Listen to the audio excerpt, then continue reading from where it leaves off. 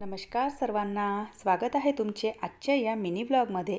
तर आजचा जो मिनी ब्लॉग आहे तर तो 5-6 दिवसाच्या आधी मी शूट करून ठेवला होता आणि तो शेअर करण्याचा राहूनच गेला होता।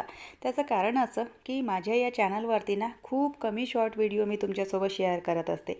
जास्तीत जास्त जे व्हिडिओ आहेत तर ते लॉंग व्हिडिओज आपल्या चॅनलवरती असतात। त्यामुळे ना हे जे शॉर्ट व्हिडिओ आहेत तर ते लक्षातूनच निघून जातं की मी हे सुद्धा शूट करून ठेवलेले आहेत। आणि आणखी बघा 3-4 ना जे शॉर्ट व्हिडिओ आहेत तर ते मी शूट करून ठेवलेले आहेत। तर हळूहळू ते तुमच्यासोबत शेअर करणार। तर चला असो, आजच्या मिनी ब्लॉगची जी सुरुवात आहे तर ती सकाळच्या स्वयंपाकापासून झाली आहे। सकाळचा जो स्वयंपाक आहे तर तो थोडासा मी या शॉर्टकटमध्येच आटोपला। म्हणजे डाळ वांगा बनवलेला होता, भात, पोळ्या आणि सोबतच सांडग्या आणि दही मिरच्या तळलेल्या होत्या। आणि दुपारच्या वेळेला ना मला जी किचन आहे तर ती थोडीशी ना क्लीन करायला घ्यायची होती। माझी जी किचन आहे तर ती अगदी छोटी आहे आणि तरीसुद्धा तिला क्लीन करते वेळी बघा अशा प्रकारे ना स्टेप बाय स्टेप मी सगळी जी किचन आहे तर ती क्लीन करत असते।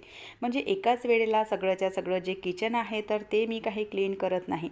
कारण अशाने काय होतो की आपल्याला ना एकतर कंटाळासुद्धा येतो आणि थकवासुद्धा जाणवतो।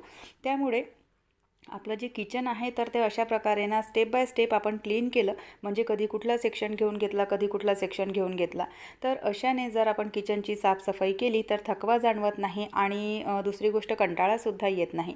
याविषयीचा पूर्ण व्हिडिओ मी आपल्या चॅनलवरती अपलोड केलेला आहे, खाली लिंक देते, तर नक्की जाऊन तुम्ही चेक करू शकता।